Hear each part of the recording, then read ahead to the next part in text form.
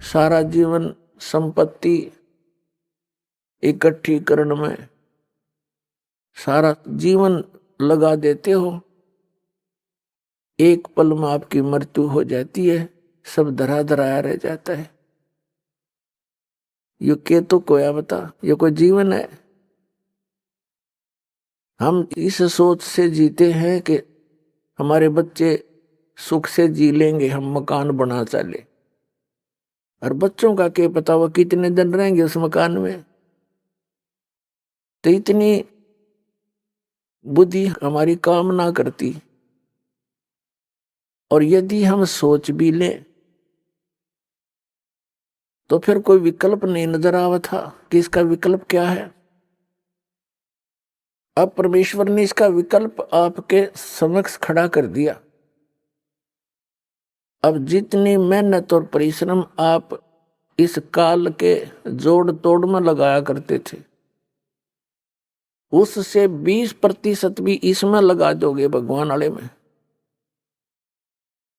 तो भी आपका सदा का छुटकारा हो जाएगा जन्म और मरण से।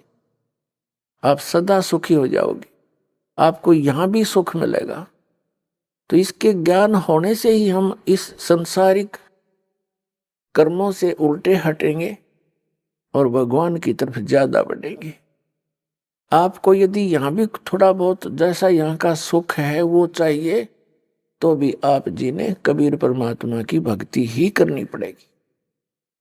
यहां भी सुख यही दे सकता है, आपके परिवार की रक्षा करेगा, आपकी रक्षा करेंगे, आपको भक्ति देंगे, आपके साथ साथ रहेंगे। जो जन मेरी शरण है ताका हूं मैं दास, और गेल गेल लाग गया फिरूं जब तक धरती आकाश। जो बच्छा गऊ की नजर में यूं साईं को संत, और भक्तों के पीछे फिरे वो भक्त वत्सल भगवंत। जब आप इसकी शरण में आ जाओगे, इस दास से उपदेश ले लोगे, उसी दिन से परमात्मा आपका हाथ पकड़ लेगा। और जैसे माता पिता अपने बच्चे की प्रत्येक सुविधा का ध्यान रखते हैं, ऐसे रखेगा। और परमात्मा हमें याद दिलाते हैं आकर के, और कहा करते अपने ही आप में उदाहरण दे देकर वो परमेश्वर हमें समझाने की चेष्टा करते हैं। क्या बताते हैं? मानत ना मन मोरा साधो, मानत ना मन मोरा रे, बार बार मैं ये समझाऊं जग में जीवन थोड़ा रे, बार बार मैं ये समझाऊं जग में जीवन थोड़ा रे। मानत ना मन मोरा साधो, मानत ना मन मोरा रे, बार बार मैं ये समझाऊं जग में जीवन थोड़ा रे, बार बार मैं ये समझाऊं जग में जीवन थोड़ा रे। इस काया का गर्व न करियो के काला के गोरा रे, इस काया का गर्व न करियो के काला के गोरा रे, बिना भजन कछु काम न आव चाहे, एतर छड़को चहु ओरा रे, बिना भजन कछु काम न आव चाहे, एतर छड़को चहु ओरा रे। मानत ना मन मोरा साधो, मानत ना मन मोरा रे, बार बार मैं ये समझाऊं जग में जीवन थोड़ा रे, बार बार मैं ये समझाऊं जग में जीवन थोड़ा रे।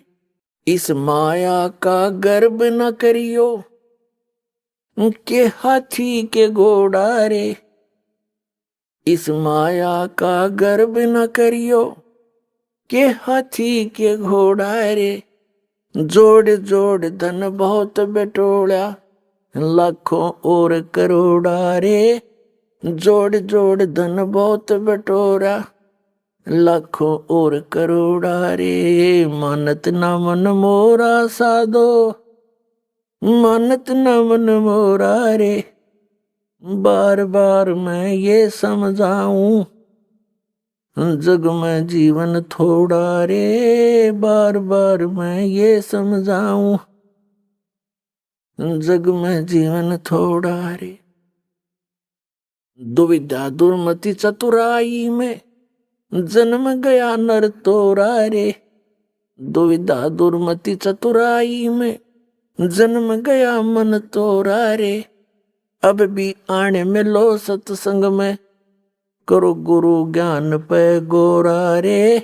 अब भी आने में लो सत्संग में, करो गुरु ज्ञान पे गोरा रे। मानत ना मन मोरा साधो, मानत न मन मोरा रे, बार बार मैं ये समझाऊं, जग में जीवन थोड़ा रे, बार बार मैं ये समझाऊं, जग में जीवन थोड़ा रे। शरण पड़े को गुरु संभाले, जाने का बालक बोला रे। शरण पड़े को गुरु संभाले, जाने का बालक बोला रे। कह कबीर तुम चरण चित राखो, जो सुई में डोरा रे। कह कबीर तुम चरण चित राखो, जो सुई में डोरा रे। मानत ना मन मोरा, मानत ना मन मोरा रे, बार बार मैं ये समझाऊं, जग में जीवन थोड़ा रे। बार बार मैं ये समझाऊं, जग में जीवन थोड़ा रे। शरण पड़े को गुरु संभाले, जाने का बालक भोला रे। शरण पड़े को गुरु संभाले, जाने का बालक भोला रे। कह कबीर तुम चरण चित राखो, जो सुई में डोरा रे। कह कबीर तुम चरण चित राखो, जो सुई में डोरा रे। मानत ना मन मोरा, मानत न मन मोरा रे, बार बार मैं ये समझाऊं, जग में जीवन थोड़ा रे। बार बार मैं ये समझाऊं, जग में जीवन थोड़ा रे। अपनात्माओं, परमात्मा कबीर जी आपके लिए भटक रहे हैं, क्योंकि आप जी को तो नशा करा दिया इस काल ने, भांग पिला दिया झूठे रंग की, या झूठे सुख की भांग पिला दी। और आप इसमें इतने मदहोश हो गए, राम भूल गए, अपना गांव भूल गए, कहां से तुम आए थे। और इसी व्यवस्था में ये जीवन है यहाँ पे जीव का। किसी का बेटा मर गया, किसी की बेटी मर गई, कोई डाका मार गया, कोई चोरी कर रहा है, किसी की टांग कट गई, कोई लट्ठम लट्ठा, कोई मुकदमेबाजी। कोई प्राणी चैन से नहीं है यहाँ। एक रंग से लेकर राजा तक भी जीव को सुख नहीं है। फिर क्या जीवन है ये? लेकिन ये आपकी पुनिशमेंट प्लेस है, यो आपकी सजा का स्थान है ये। और इसको आपने यहाँ फाइनल मान लिया, तो जब तक इस जेल से निकलने का कोई साधन नहीं प्राप्त था, तब तक तो व्यवस्था थी, अपनी मजबूरी थी। अब इस कैद से निकलने का अब ये तरीका बता दिया भगवान ने। इस परमेश्वर कबीर जी की शरण में आओ, दास के माध्यम से दीक्षा लो, और फिर परमात्मा आपका साथी होगा। कहते हैं कर लो गुरु वकील मुकदमा भारी है। तो इब गुरु आपका वकील बनेगा इस जेल से आपकी मुक्त कराने के लिए।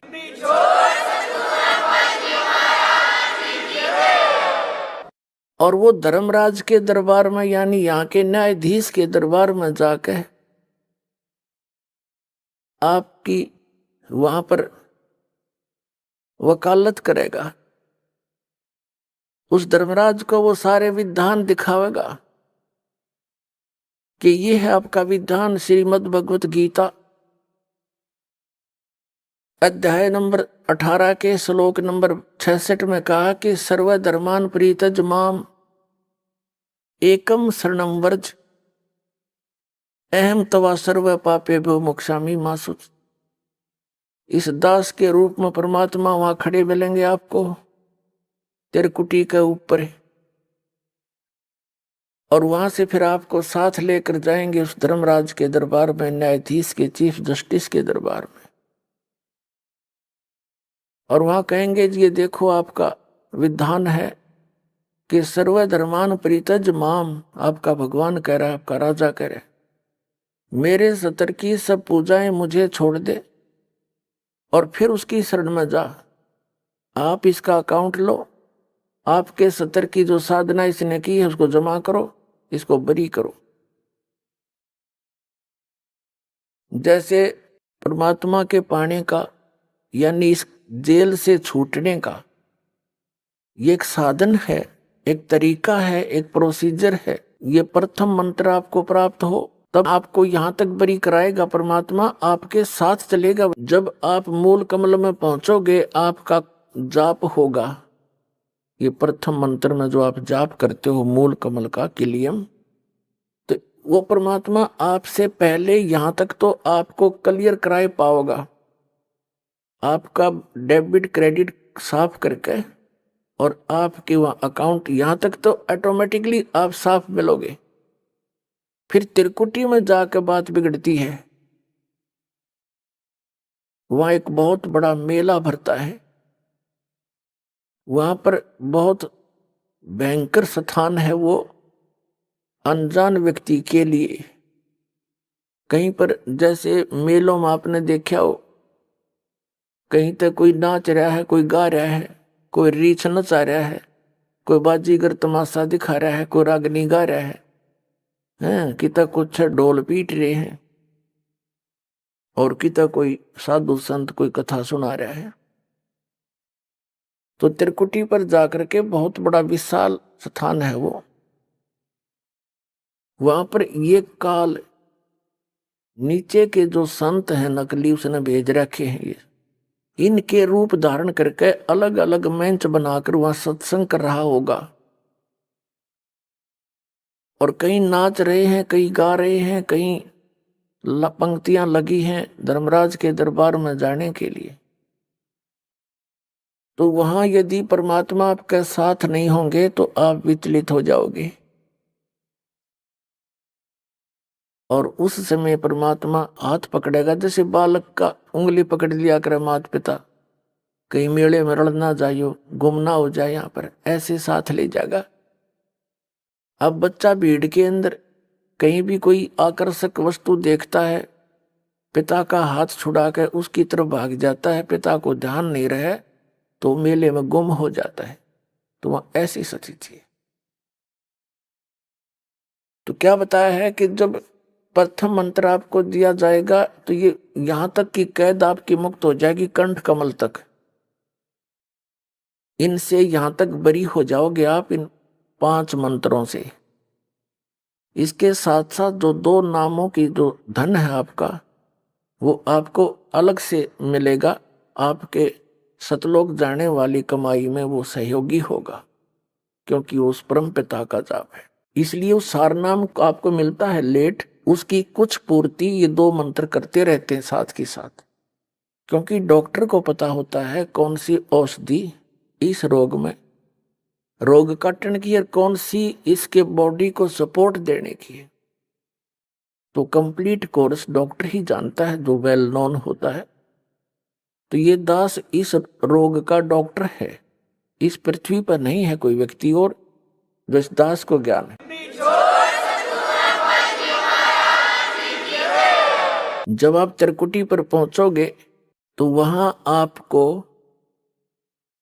इस दास के रूप में परमात्मा मिलेंगे। जैसे हमने सबसे पहले पति भर्ता पद पर आना पड़ेगा, वैसे तो इस ज्ञान के आधार से दास ऐसा आपको दृढ़ कर देगा, दूसरे संतों की आपने बात भी नहीं सुहावेगी क्योंकि उनके पास अध्यात्म ज्ञान नहीं है, अटबट है। तो त्रिकुटी के उस मेले में वह कई सत्संग भी कर रहे होंगे, आप उधर देखो भी कोई ना कि ये तो बांडे हैं नींद में, इनके पास कुछ नहीं है। ऐसी भावना जैसी आपकी यहाँ भावना है, जैसे विचार है, तो वहां ऐसा ही होगा जैसे स्वप्न में जैसे विचार हैं, जैसे आपकी क्रियाएं हैं, तो स्वप्न में भी वही कई बार क्रियावान हो जाती है, ऐसा वहां रहेगा। तो जैसे आप जी ने दास दिखाई देगा, आप दौड़े दौड़े जाओगे, गुरु जी वो खड़े, चलो चलो सारे और भी भाई बहन जो साथ होंगे सबको कहोगे चलो वो खड़े गुरु जी सामने, वहां देखो। जैसे अब आपका भाव बना है, वैसे तो स्वभाव है साथ श्रद्धालु का। ये नकली गुरु भी दिखाई देते हैं, उनके ऊपर भी ऐसे झूम जाते हैं। एक हीरो हीरोइन दिख जाती है तो वहां भी झूम जाते हैं। ये तो स्वभाव है इस मन का, इस जीव का। लेकिन अब इस स्वभाव को हमने सदुपयोग करना है, ठीक ठिकाने करना है इस भाव को। गलत ठिकाने से हम यही फंसे रह जाते हैं। तो फिर परमात्मा आपको इस 2 अक्षर के मंत्र का अकाउंट कराओगा वहां वकील बन के। और इनके जैसे दास आपको यहाँ दिखाता है ना, इसमें ये लिखा, इसमें ये लिखा, इसमें ये लिखा, तो कानून की किताब है ये यहाँ परमात्मा की। तो ये दास के रूप में भगवान उस न्यायाधीश को दिखाएगा, देखो आपका विधान है सर्वधर्मान परित्यज माम एकम शरणम व्रज। और आपका मंत्र है आपके यहाँ के भगवान का 8वें अध्याय के 13वें श्लोक में गीता जी में, ओम इति एकाक्षरम ब्रह्म व्यवहार माम अनुसमरण यह परियाति तन देह सयाति परमाम गति। ओम से मिलने वाली जो साधना है आपके ब्रह्म की, ये ओम मंत्र है। ये इसने जाप किया है, इसकी मजदूरी है, ये अपना का नोट करो। फिर ये 5 यज्ञ जो आप यहाँ करते हैं, इन 5 यज्ञ का अकाउंट भी इसी को देना होगा। वो सारे के सारे तैयार करके कागज तैयार रखेगा भगवान, उसके दरबार में जमा करा देगा। फिर कहेगा कि ये ओम नाम का जाप आपकी कमाई है, रुको बाकी इसका अकाउंट क्लियर करो। 2 मिनट में साफ मिलेगा आपका। क्योंकि गुरु आपको यहां से लेकर और सतलोक तक आपके साथ रहेगा, यानी परमात्मा रहेगा इस दास के रूप में। अब क्या बताते हैं कि इस काया का गर्भ न करियो के काला के गोरा रे, और बिना वजन कुछ काम नहीं आवत है, इसके एतर छड़को चारों ओर आ रहे। ये तो माटी है, और इससे ये जीव निकलने के बाद इसको 2 दिन रख के दिखा दो घर में, इसमें कीड़े चल पड़े।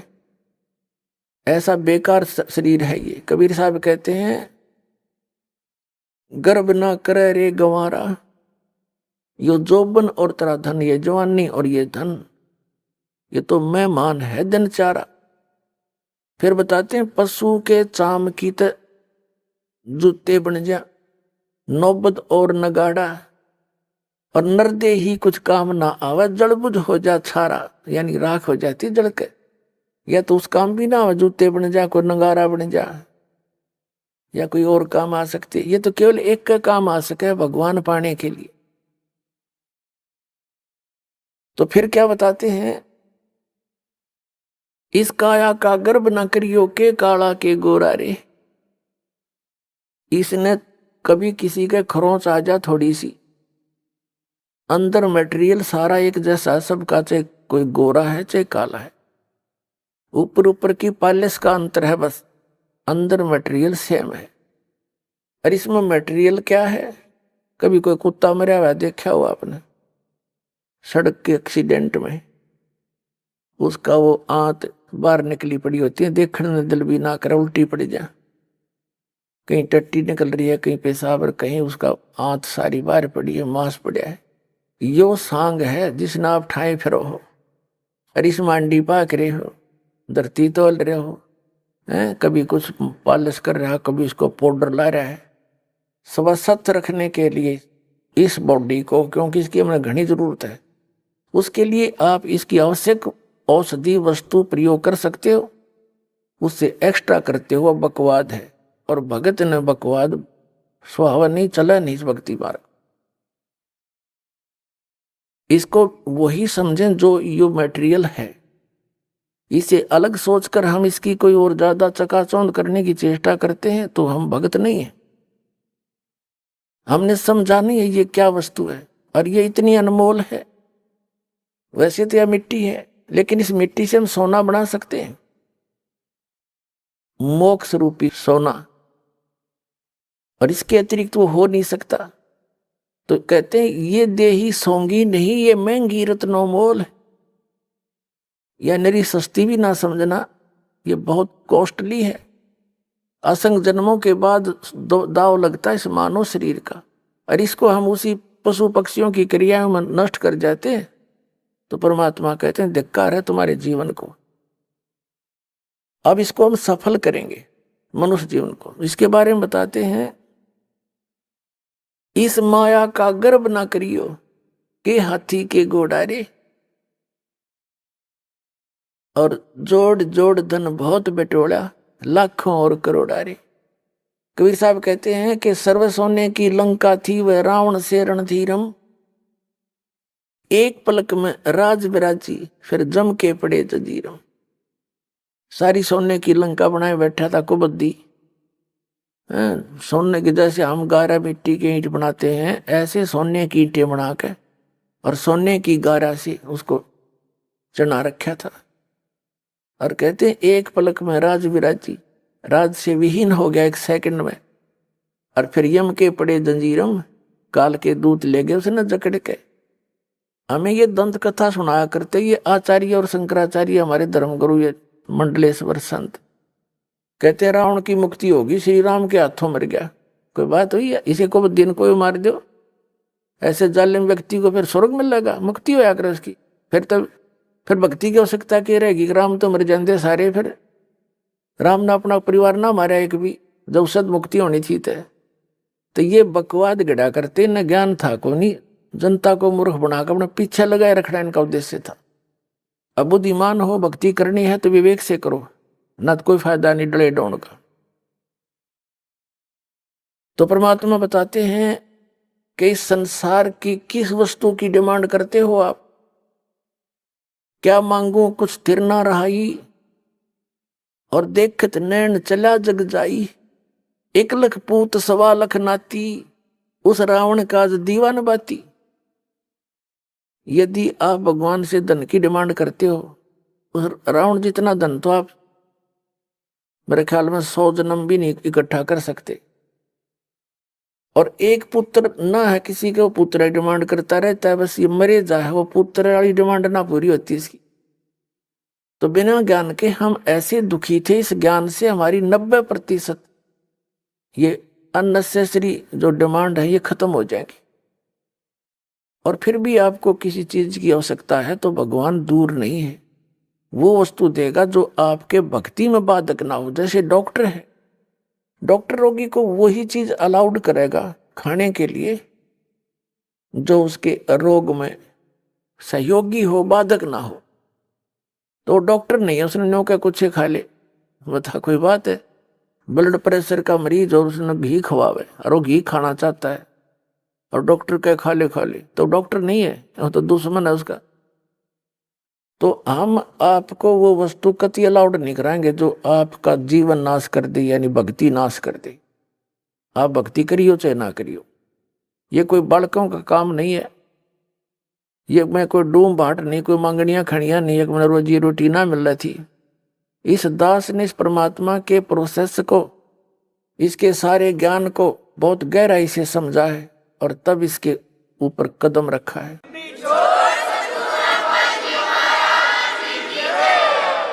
ये दास जूनियर इंजीनियर सिविल हरियाणा में नौकरी करता था, इरिगेशन डिपार्टमेंट। जब से ये ज्ञान हुआ, एक नारी तड़प बनी और ये सोचा करता था कि भगवान ये सभी मेरे जैसे दुखी हैं, सभी परमात्मा के लिए भटक रहे हैं। कोई सालासर जाता है, कोई वैष्णो देवी, कोई अमरनाथ के इतनी भयंकर पहाड़ियों पर चढ़ जाता है, वहां मर भी जाते हैं बर्फीले तूफानों से, फिर भी जाते हैं, अगले दूसरे हिचकते नहीं। और ये ज्ञान यदि आपके बच्चों तक पहुंच जाए भक्ति तो न करनी है तो या अच्छी भक्ति करेंगे तो काम आओगे, वो तो डले ढोरे। और कुछ फिर ये हुआ था कि असंग जन्म हो गया, हमने ये नौकरी करते हैं कि तो बालक पैदा करके न पालते पोसते, राजा भी बन दिए, परमात्मा का विधान बताता है, फिर गधे भी बन गए। तो ये सोचा था दास ने कि भगवान दया करे, उसका प्रचार करूं। जब तक आदेश नहीं था नाम का तो भक्तों से मिलता था, अपने मित्रों से, रिश्तेदारों से, घर वालों से, सबको कहता कहवाता, और जो समझ जाता नाम दिलवाता था अपने पूज्य गुरुदेव जी से। फिर और मन में ये सोचा करता कि इस नौकरी ने छोड़ छाड़ के अपनी तो भक्ति करूं, इसमें तो सारा दिन सिर दर्द रहता है। लेकिन वो भी हमारी अपनी बालक वाली सोच थी। लेकिन परमात्मा का ज्ञान तो ये कहता है कि डेरे डंडे खुश रहो, खुश रह लेना मोक्ष। ध्रुव प्रहलाद भी पार हो गए, फिर गृहस्थी में के दोष। तो फिर दिल सा डटे था। फिर गुरुदेव ने आदेश दे दिया एक दिन के नाम लिया कर तू, आज से मेरा आशीर्वाद तेरे साथ होगा, विश्व में तेरे समान संत नहीं होगा।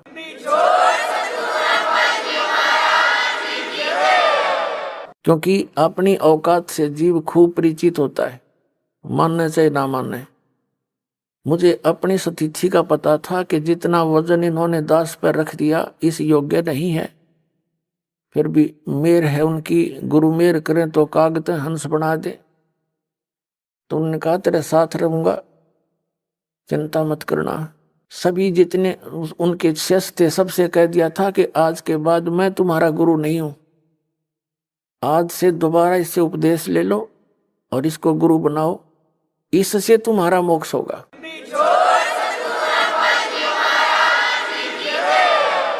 अब यह बात भी नहीं हमारे गले उतरे थी। उन तो मौज है उनकी। कहने का भाव यह था कि उन्होंने अपना वजन तार दिया। परमात्मा के हंस थे वो खास, और सुनियोजित तरीके से इस बिचली पीढ़ी तक ये मूल धन लाना था हमने, और वो उनको उनके से द्वारा पार नहीं होने थे, ये पार इस दास के द्वारा होने थे। इसलिए उन्होंने अपना पल्ला झाड़ दिया और अपना वजन कति खत्म कर दिया। मैं तुम्हारा गुरु नहीं हूं, अब ये है वो गुरु जिसकी तुम्हें आवश्यकता है। छुड़ानी के अंदर उन्होंने स्पेशल ब्लॉक सबको सामने कह दिया था।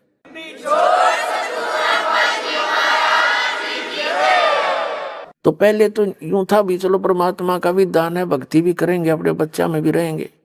फिर मन में उमंग उठी कि भगवान ही बाप के गुण गाऊंगा, आदेश दे दिया नौकरी भी छोड़ दूंगा।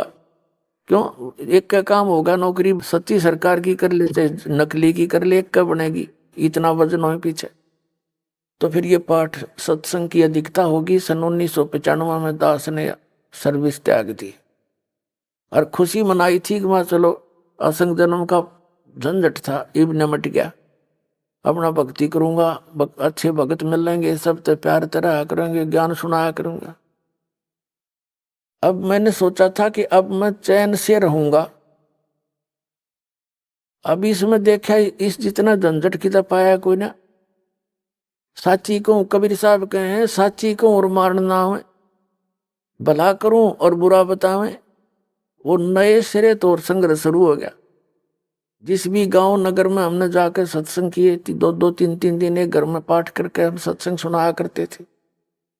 तो उस नगर के जो वो नकली संत 1-1, 2-2, 10-10, 20-20 सब गांव में बैठे हैं, उनको पता चले वो तो ब्रह्मा विष्णु महेश के बारे में ये कहता है, देवताओं की पूजा की भी मना करता है, ऐसा करता है।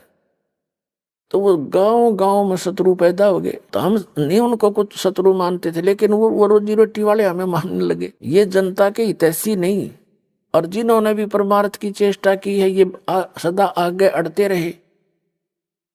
जैसे ईसा मसीह जी ने सच्चाई कहने की चेष्टा की थी, करस करवा दिया इन दुष्ट लोगों ने। कबीर परमेश्वर जी ने सच्चाई की ढोल के डंके पे इन्होंने वो दुख दिए, इन नकली गुरुओं ने। कलेजा मुंह को आता, पर भगवान की जब लीला पढ़ता है ये दास पढ़ी नहीं जाती है। आपके लिए भटक रहे हो, और इस दास के लिए क्या हुआ आपको पता नहीं। दास तो खूब गहराई से निकला, या मेरे साथ जो भक्त रहे हैं उनको पता है कितने संघर्ष से ये ज्ञान ऊपर को आया है, लेकिन सारा कबीर साहब का ही रहा है। तो दास ने ये सोचा था कि इसमें चैन से रहूंगा, इस जितना दुख था कि तभी ना पाया, लेकिन अब ये दुख एक बार दास ने हो लिया। कुछ भगत हमारे साथ थे, उन्हें जेल तक जाना पड़ गया इस परमार्थ के लिए। इसी जेल तक 100 मिलो हमने, जो भगवान के बच्चे उभर जाए, जनता का कल्याण हो जाए।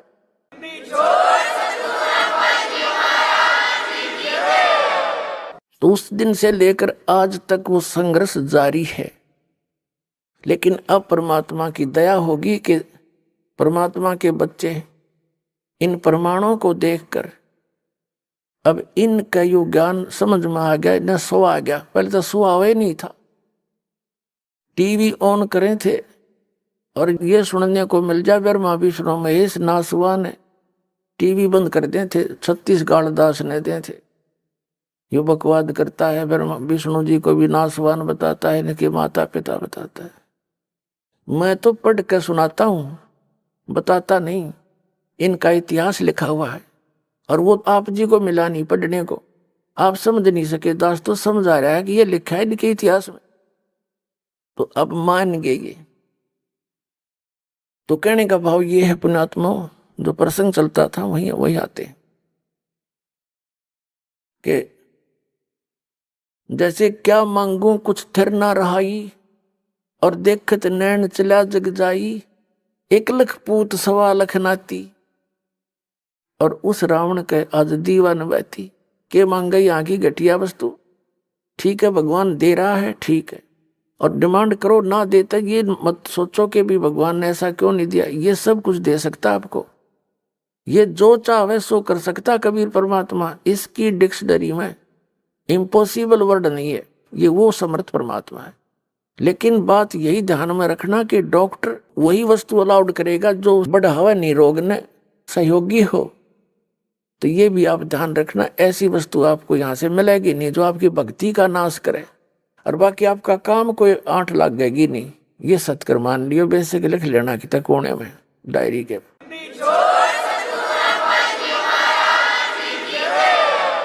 तो क्या बताते हैं कि दुविधा दुर्मति चतुराई में जन्म गया नर तोरा रे, और अब भी आन मिलो सत्संग में, और करो गुरु ज्ञान पे गौरा रे।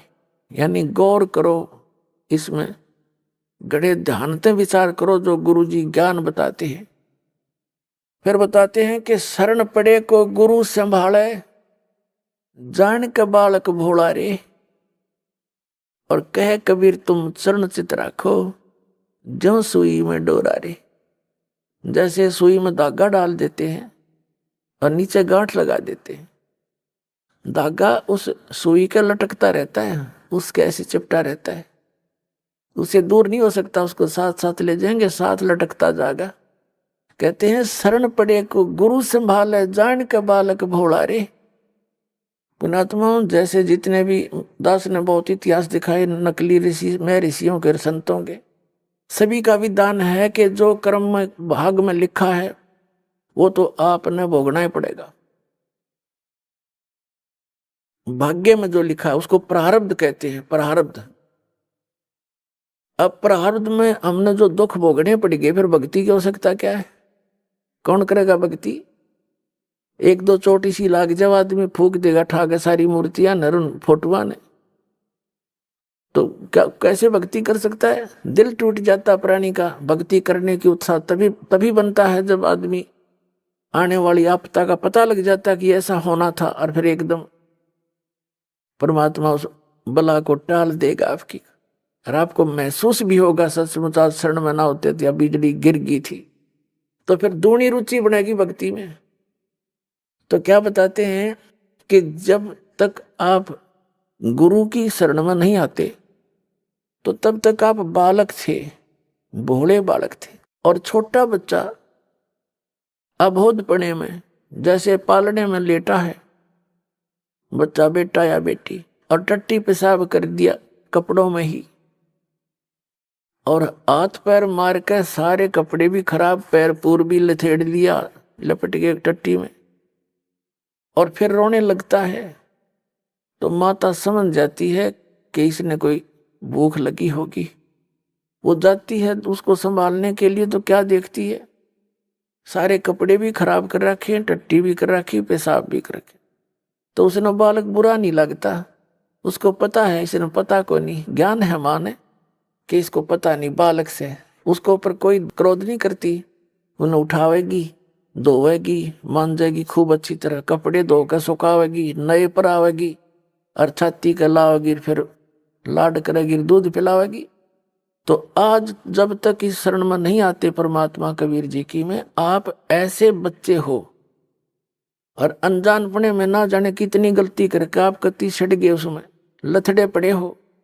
लेकिन कहते हैं शरण पड़े को गुरु संभाले और जान का बालक भोला रे। कहे कबीर तुम चरण चित राखो जो सुई में डोरा रे। आपका इतना काम है, आपके जो प्रारब्ध में जो पहले के जितने भी पाप थे वो आपके साथ लपेट के भेज रखे काल ने, और जिसे पुण्य थे वो भी अंदर डाल दिए, तो आपके दोनों मिलाकर मिश्रण कर रखे। तो अब परमात्मा आपके उन पापों को धोएगा सारा ने, और फिर आपको समझ कर लेगा, और समझ करके फिर छीनने का लगा होगा और सतलोक में ले जाकर दूध पियावेगा, यानी वहां सदा सुखी कर देगा आपको।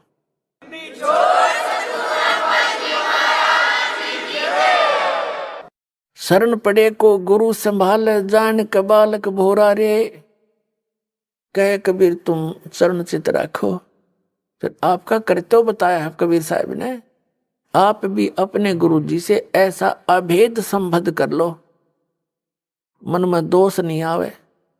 जिस दिन आपके गुरु जी के प्रति कोई विकार आता है, यानी कोई कमजोरी झांकते हो गुरुदेव के अंदर, तो उस दिन आपका नाम खंडित हो जाता है। और काल यही चाहता है कि ये एक बार संत से इसका कनेक्शन कट जा, फिर यो कितना धक्के खाए जाइयो, कहीं तेरा लंबा चौड़ा विस्तार का क्षेत्र है इसका, तो फिर इसको यही उलझा कर मार देता है। तो परमात्मा कहते हैं द्वार धनी के पड़ा रहे, धक्के धनी के खावे, 100 काल जगजोल ही पर द्वार छोड़ नहीं जावे। एक ये फाइनल फार्मूला है इस भक्ति मार्ग में। इस परमात्मा कबीर जी के धनी के द्वार पर पड़ा रहे और इसी के धक्के खावे, 100 काल जगजोल ही, कितना ही काल आपको झटके देता दिखे पर परमात्मा से दूर नहीं होना, यह बहुत बड़ी भूल हो जाएगी आपकी। जैसे हम अज्ञानता में यानी बगैर अध्यात्म ज्ञान के कई बार बहुत कमजोर सोच बना लेते हैं और हम भूल जाते हैं कि हमने युगों युगों से पापों की गठड़ी बांध रखी है।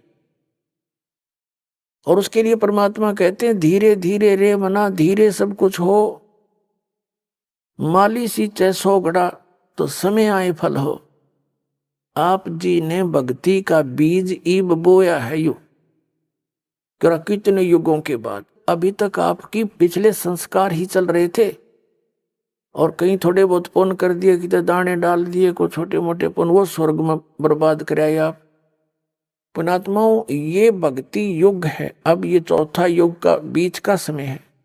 इसमें अब कई करोड़ यानी पूरे विश्व में ये भक्ति पर लगेंगे प्राणी, अरबों खरबों की संख्या में, और जो पार होगे वो तो होगे और रह भी बतेरे जाएंगे।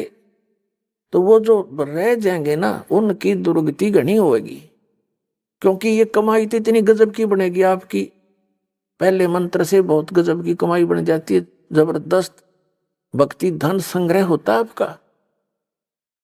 और फिर उनके अगर आप पार नहीं हुए तो क्या करेगा आपके साथ में।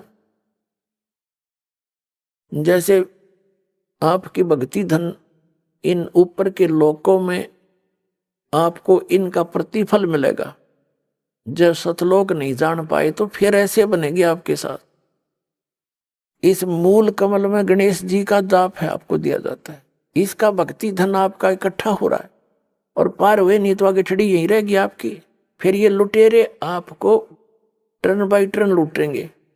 आप गणेश जी के लोक में जाओगे, वहां गण बना देंगे आपको, आपकी पूंजी होगी, रेस्टोरेंट तैयार है, उसका कमीशन है इन देवताओं का।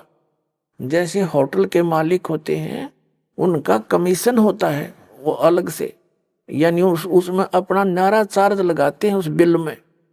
तो आप कहीं किसी में 10% आपकी कमाई से, किसी में 15%, किसी में 20-25%, ये अपना लेते हैं, तब अपना गुजारा चला रहे हैं। ये कंगाल लोग है 21 ब्रह्मांड तक का उस सतलोक की दृष्टि में। और अब भक्ति के धनी लोग वहां जाते हैं, जैसे यहाँ कुल्लू मनाली में जाते हैं गर्मियों में सेठ लोग, और 10-20 हजार रुपये खराब करके उल्टे फिर आ जाते हैं मुंह लटका के कर्म क्षेत्र में। तो आप इस मूल कमल के मंत्र का जाप जो आपको दिया जाता है गणेश जी के लोक में, वहां ठाठ करोगे, यहाँ के नकली ठाठ। जब वहां आपकी ये पूंजी समाप्त हो जाएगी, उसके बाद आपको भेजेंगे ब्रह्मा जी के लोक में, क्योंकि उसका भी जाप आपने कर रखा है। वहां जब आपकी धन खत्म हो जाएगा, फिर जाओगे विष्णु जी के लोक में, क्योंकि उनका भी आपने धन इकट्ठा कर रखा है। फिर उसके रेस्टोरेंट में वहां रहोगे। उसके बाद फिर जाओगे आप श्री शिव जी के लोक में, उसकी भी कमाई करते हो, मंत्र जाप करते हो। फिर जाओगे दुर्गा जी के लोक में, और वहां भी जब समाप्त हो जाएंगे, फिर आपके 2 मंत्र का जाप और रह गया, ये 2 अक्षर का सतनाम का जाप। तो उससे जाओगे आप फिर ब्रह्मलोक में, इस काल के निज लोक के अंदर। वहां कोई हजारों युगों तक आप उस ब्रह्मलोक में रहोगे। वहां इस ओम के धन को खत्म करके फिर वापस आओगे, और फिर इस सतनाम के अंदर जो दूसरा मंत्र है, इसने काल ने उस ब्रह्मलोक में जीव को धोखा देने के लिए नकली सतलोक, नकली अलखलोक, नकली अगमलोक और नकली अकैलोक बना रखे। तो उस पूंजी को फिर ये आपकी वहां बर्बाद कराओगा। फिर रह गया आपका जिसको सार नाम प्राप्त हो गया है, और वो पार नहीं हुआ। जरूरी नहीं कि सार नाम मिलते ही पार हो जाओगे, ये तो परमात्मा ने कहा है, राम नाम रटते रहो, राम नाम रटते रहो, जब तक घट में प्राणे, भाई कभू तो दीन दयाल के हे भनक पड़ेगी कान। परमात्मा कबीर जी कहते हैं, पाकी खेती देख के गर्भियो मत किसान, अब हूँ झोले बहुत हैं, घर आ ले तब जाने। कहते हैं या पाकी खेती देख के खेत में अभिमान ना करना किसान, अभी तक बहुत वर्षा ओले आंधी तूफान शेष है, ना जाने के बिजली पड़ जा, तेरे घर आ ले जब मानिए तेरे धन तेरे घर आ गया। इसलिए बताते हैं कि ये ना समझना सार नाम मिल गया तुम पारे होगे। सार नाम की कमाई और मर्यादा में अंतिम श्वास तक करते हुए, और एक विशेष कसक बनाओ सतलोक में जान की, तब वहां जाओगे जा आशा तांबासा होई, मन कर्म वचन सुमरियो सोई। अब जो सारनाम जिसको प्राप्त हो गया, वो सारनाम प्राप्त प्राणी को एक विशेष बेनिफिट मिलेगा। जैसे आप जितने भी प्राणी यहाँ आए हो, जो सीधे आ रहे हैं, जिनको परमात्मा 600 वर्ष पहले दोबारा आकर मिले थे, और उनको पुनः फिर भक्ति से चार्ज कर गए थे कुछ, ताकि यहाँ तक आपके मनुष्य जीवन होते हुए आ गए, एक विशेष बेनिफिट मिलेगा। उस आत्मा के साथ परमात्मा सदा रहेगा। लेकिन पार तो होगा इसी समय में, जैसे अब ये है वो स्वर्ण युग, ये स्वर्ण युग है इस मोक्ष का, तो पार तो होगा इस समय वो, लेकिन परमात्मा उसके साथ रहेगा। और फिर भी उसका दुर्भाग्य ही है, क्योंकि मोक्ष हुआ नहीं था, फिर नौके नंडले फिर ढोने लग गया। लेकिन दाता साथ रहेगा। जैसे हम पहले देखा करते थे, कई ऐसी दुर्घटनाएं हमारे साथ हुई, और सेकंड के भी कुछ हिस्से में बचाव बन गया है, और वहां फिर हम सोचते रह जाते थे भगवान बड़ी जान बची। और ये हम जिन भगवानों की भक्ति करते थे, इनको क्रेडिट देते थे, इनका वहां कोई रोल नहीं रहता, वो तो समर्थ एक ही है। जो बच्चा गौ की नजर में न्यू साई को संत, और भक्तों के पीछे फिर वो भगत वत्सल भगवान। तो कहने का भाव ये है कि जो अब पार हो गए तो धन्य भाग है उनके, और जो रह गए इस भक्ति युग में, हजारों वर्ष चलेगा ये भक्ति मार्ग।